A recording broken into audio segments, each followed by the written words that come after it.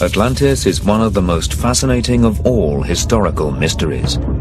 Stories about the disappearance of this legendary island city have been passed down through generations. The first person to write about Atlantis was the Greek philosopher Plato, more than 2,000 years ago. But is the drowned city just a myth? Or is the legend based on a civilization that really did exist? And why are so many people so keen to believe in it? His description of Atlantis is about 40,000 words long and is peppered with remarkable detail. He writes that it was a vast city laid out in concentric circles of land and water.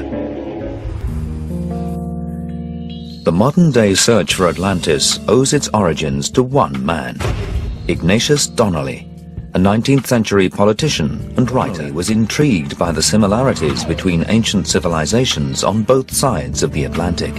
He thought that the pyramids of Central America looked remarkably similar to the pyramids of Egypt, and wondered if they could have had a common origin.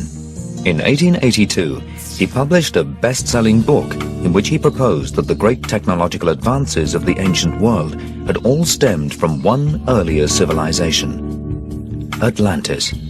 He argued that when Atlantis was destroyed, its survivors spread their knowledge across the globe, passing on the skills to build such diverse wonders as the Egyptian pyramids and the Mayan temples in Mexico. He says it's a story based on something real, and you have to give him the right to be able to exaggerate if what he was creating was a kind of fable. Around the world in search of Plato's lost city of Atlantis, a variety of sites on land and under the sea have been explored. On Malta, there once lived a forgotten civilization of temple builders.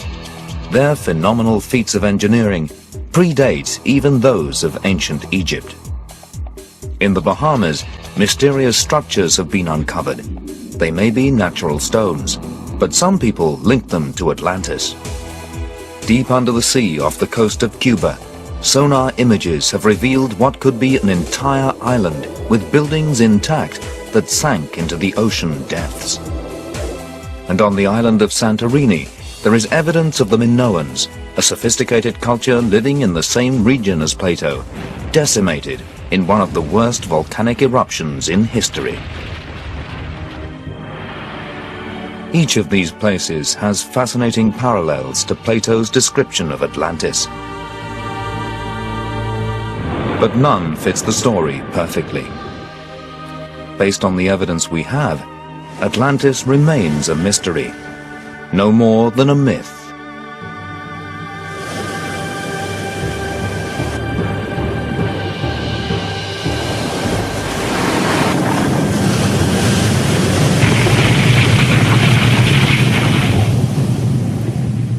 In the future, more thrilling archaeological discoveries will undoubtedly be made in the world's oceans.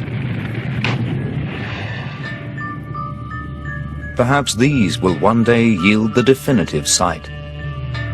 Maybe somewhere out there, waiting to be discovered, is the place that Plato called Atlantis.